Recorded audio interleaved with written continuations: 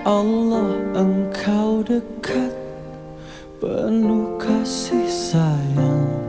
Takkan pernah Engkau biarkan hamba-Mu menangis. Karena kemurahan-Mu, karena kasih sayang-Mu. Hanya bila dirimu ingin nyatakan cinta pada jiwa-jiwa yang rela dia kekasihmu, kau yang selalu terjaga, yang memberi segala. Allah Rahman, Allah Rahim, Allahu ya Ghaffar ya Nur Qalbi. Allah Rahman, Allah Rahim, Allahu ya Ghaffar ya Nur Qalbi.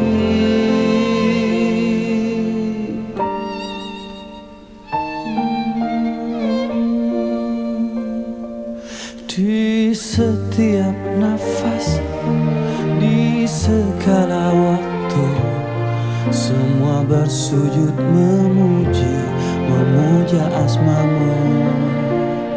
Kau yang selalu terjaga, yang memberi segala. Allah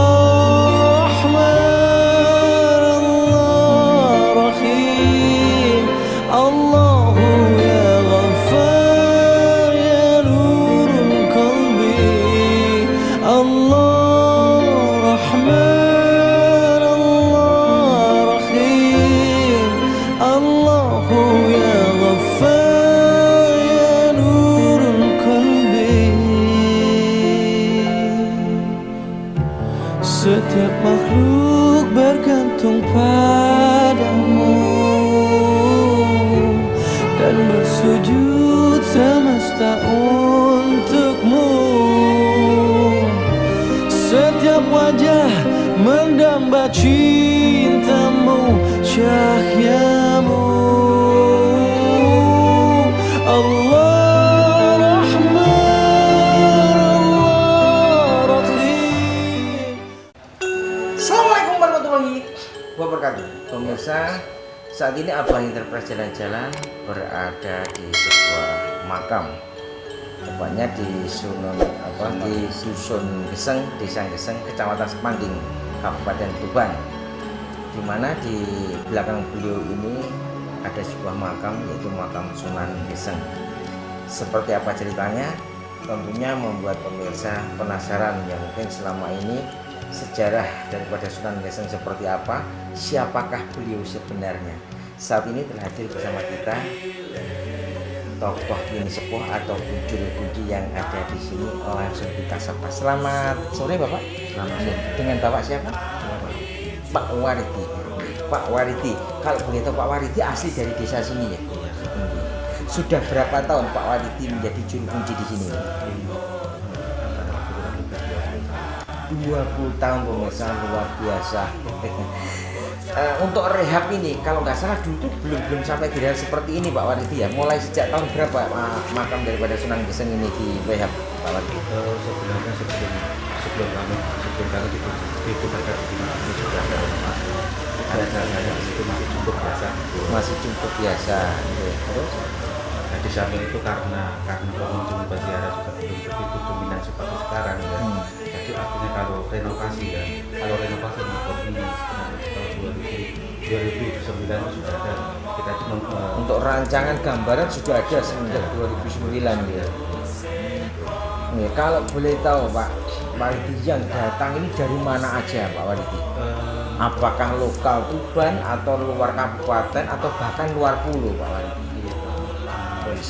Ya, jadi kami sebelum tahun 2009 itu sebenarnya itu banyak lokal atau lapangan itu aja ya. Sebelumnya ya. Tapi setelah 2009 itu hampir hampir saya pikir Jawa ke timur itu hampir merata, juga di samping juga ada memang dari luar Jawa ada. Luar Jawa, luar pulau juga ada. Dari Malaysia Kalimantan pun mungkin. ada. Dari Malaysia juga Malaysia, ada. salah satu. Luar biasa pemirsa, dari Malaysia aja datang ke sini. Kalau boleh tahu yang dari Malaysia ini orang-orang Indonesia atau orang-orang asli sana? Malaysia. Asli Malaysia, di samping itu juga ada pengantar dari orang Hindu juga, dari Indonesia juga gitu. Nah, sekarang masuk kepada inti ini Pak Warid. Siapakah sebenarnya sosok daripada Sunan Geseng ini? Sedangkan Sunan yang disebut saya ini kan hanya 9 wali. Ini kok masih ada Sunan lagi? Bisa diceritakan Pak Warid? Gini ya, ini kalau saya menyampaikan secara hakikatnya mungkin kita itu belum begitu paham ya. Tapi kalau saya menuturkan atau itu Legenda, nggih. ada Konon ceritanya. Ditutur dari orang tua mungkin di antara pitutur itu saya simpulkan ya, maksudnya dari tutur orang tua mungkin dari ini. Jadi diceritakan juga menurut kisah Bapak Jawa ya, Kisah Bapak Mataram ya, kuno. dikisahkan ada sebuah yaitu kalau namanya Mbah Sunan Geseng ini namanya kalau pituturnya orang-orang tua kan Ki Cakrajaya kan gitu. Ki Cokrojoyo. Yang terkenal dengan perkembangannya tak lilo-lilo Tak lelo-lelo niku nggih. itu ya. Selain waktu Ki Cokrojoyo itu sedang Mbah Cokrojoyo itu sedang nembang tak lilo-lilo niku liwang lulu lilo harmoni ati kulemu. Lah mulai terus milih isane mulya jiwa lan kabeh iki dunya sapa ya. Karena di antara sekian itu sampun diperjalani sebuah proses, bahkan wonten sing menyebut malih Mbah Cokrojoyo itu wonten nyebut Mbah Syekh Lonono kan itu. Syekh Lonono. Di saat pertembangan tak lilo-lilo itu langsung ringkas aja ya.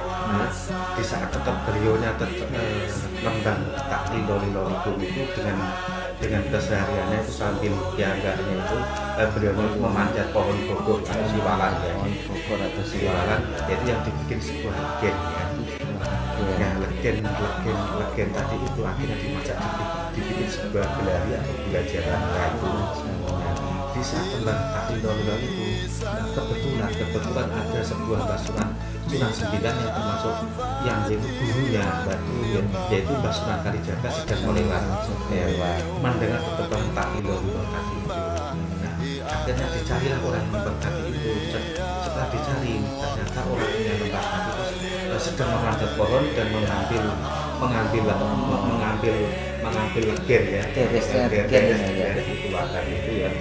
Disitulah Mbah Sunan Kalijaga pamit kepada Mbah Cokrojoyo. Nah, pertanyaan dari Mbah Sunan Kalijaga, di sana apa maksud tembang tak lilo-lilo itu? Kata dari Mbah Sunan Kalijaga. Dan Mbah Cokrojoyo akhirnya turun dari tadi itu dan menjawab itu tak lilo itu sudah diikhlaskan dalam kehidupannya. Apa yang beliau jalani berusaha untuk ikhlas gitu ya. Semuanya itu sudah dijalani dengan sebuah keikhlasan itu. Kata jawab dari Mbah Cokrojoyo. Nah, kalau boleh tahu Pak Waridi, di saat Sunan Geseng di sini itu dalam rangka bertapa atau hanya lelono biasa atau mungkin semedi? Kalau boleh tahu di desa dusun sini.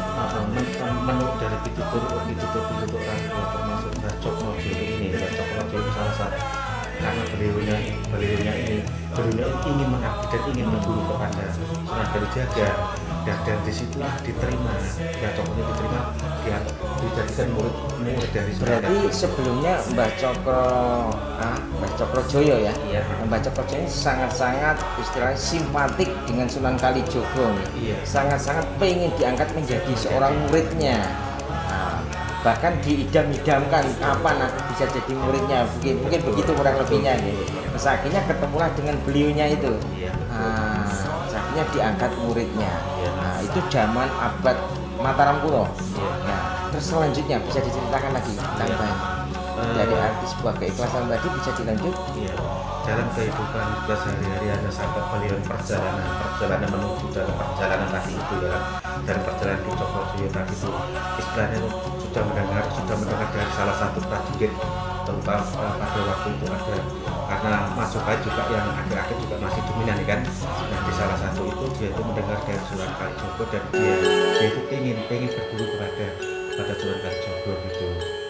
Nah, di saat dalam ketemuannya di hutan Punggur ini kan alas Punggur kan, orang Geseng bilang itu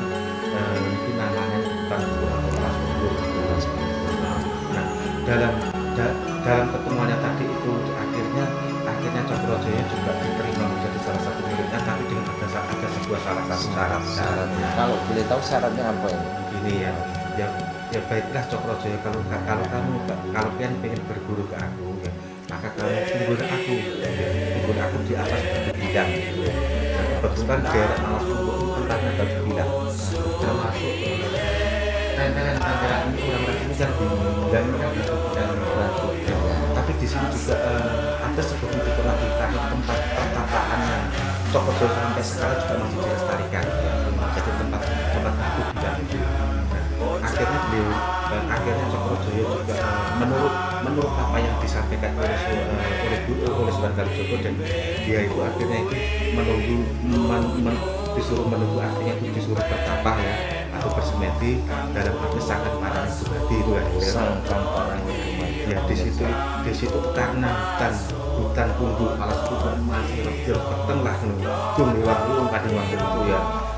Di saat itulah akhirnya Sunan Kalijogo menurut bertapa di atas batu bilah, dan di sampingnya itu Sunan Kalijogo sambil menetapkan tongkat yang berasal dari bambu atau mering besing, dan semuanya itu insya Allah masih dilestarikan sampai sekarang. Ya, oke, ini Pak Waridi, kalau boleh tahu banyak pengunjung di sini berjubel-jubel, bahkan di berita juga luar biasa. Sebenarnya mereka ke sini ini cari apa? Selain cari petunjuk, mungkin keterangan, apalagi permasalahan mereka mungkin, atau gimana? Iya. Atau lelakon atau gimana? Ini ya, mungkin semuanya itu ada eranya, artinya era di bawah tahun 90-an sebelum saya bertugas, saya itu sering menemui teman-teman yang pada waktu itu wasilah tawasul di sini ya kan, dalam arti riyadhah atau ini banyak marah mencari sebuah kedamaian gitu. Di samping juga ada sebuah problemnya sendiri ya kan, tapi rata-rata setelah dia itu berziarah di makam Sunan Geseng itu minimal menemukan sebuah kedamaian, menemukan sebuah titiknya gitu. Kalau boleh tahu Pak Waridi, beliau kesini ini yang pertama apa yang harus dilakukan ziarah di tempat Sunan Geseng ini? Mungkin sholat dulu, ambil air wudhu, terus di dalam berdoa tawasul atau gimana, atau ada yang pakai sarana yang lain? Cara Jawanya kan ritual. Bagi pemirsa YouTuber yang ada di luar, di seluruh Nusantara yang belum pernah ke makam Sunan Geseng, silakan datang. Ini termasuk Tuban perbatasan paling selatan, paling timur, pemirsa. Jadi ada di Desa Geseng, Kecamatan Semanding, Kabupaten Tuban. Kurang lebih jaraknya dengan kota Tuban berapa kilo? 9 km ke arah timur selatan. Luar biasa, pemirsa. Itu tadi bincang-bincang kita dengan Juru Kunci Bapak Waridi dan Bapak Wakil Juru Kunci Pak Butaman. Kita ambil kesimpulan sejarah daripada makam Sunan Geseng ini, beliau ini adalah tokoh syiar Islam yang pertama. Yang kedua, beliau adalah istilahnya apa ya, murid daripada salah satu Sunan Kalijogo. Dan beliau ini, Mbah Cokrojoyo atau Sunan Geseng ini sangat-sangat ingin diangkat menjadi murid beliau, akhirnya keturutan juga. Bahkan terwujudnya sebuah lagu Tak Lelo Lelo Legum ini adalah, kalau kita resapi mempunyai makna atau sasmito gaib atau sanipan, bahwa di dalam kehidupan manusia harus banyak lebih bersyukur, banyak belajar untuk lebih ikhlas apa yang dijalani. Hidup adalah pilihan, yang dicari adalah kenyamanan. Dasar dari kenyamanan adalah keikhlasan, kejujuran, dan bersungguh-sungguh. Kita percaya bahwa gaib itu ada, cuma kita belum meyakini bahwa kekuatan gaib melebihi kekuatan Allah Subhanahu wa Ta'ala. Wabillahi taufiq wal hidayah wal qulami wa mayyasuru. Assalamualaikum warahmatullahi wabarakatuh. Masih bersama Abah Enterprise, jalan-jalan.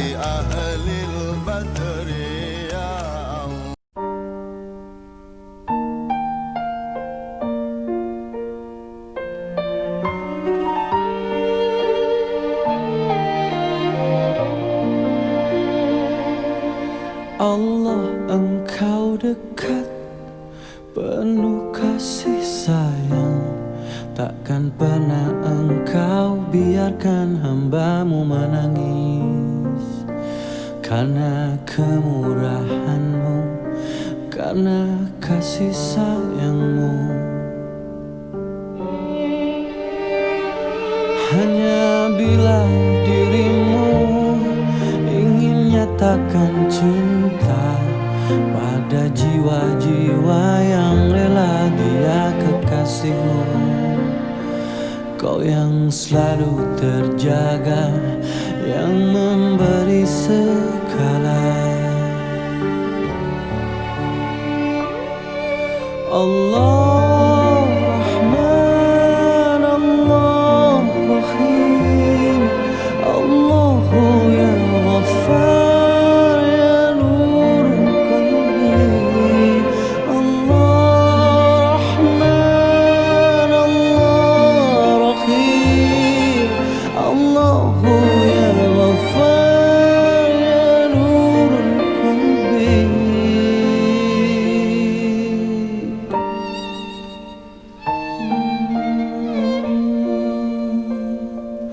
Di setiap nafas, di segala waktu, semua bersujud memuji, memuja asmamu. Kau yang selalu terjaga, yang memberi segala.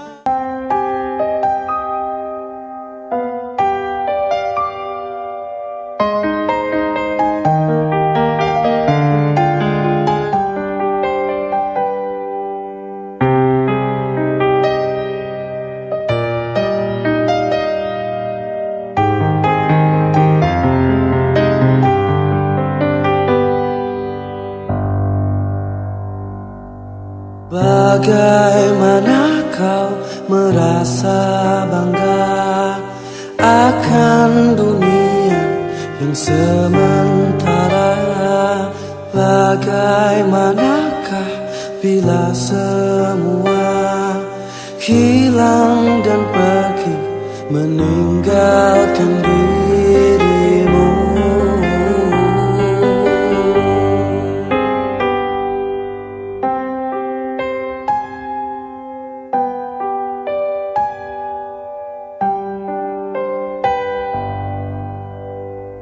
Bagaimanakah bila saatnya waktu terhenti, tak kau sadari? Masihkah ada jalan bagimu untuk kembali mengulangkan masa lalu?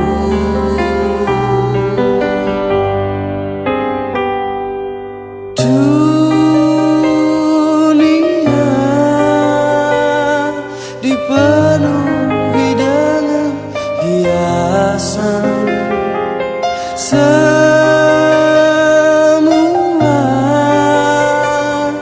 dan segala yang ada akan kembali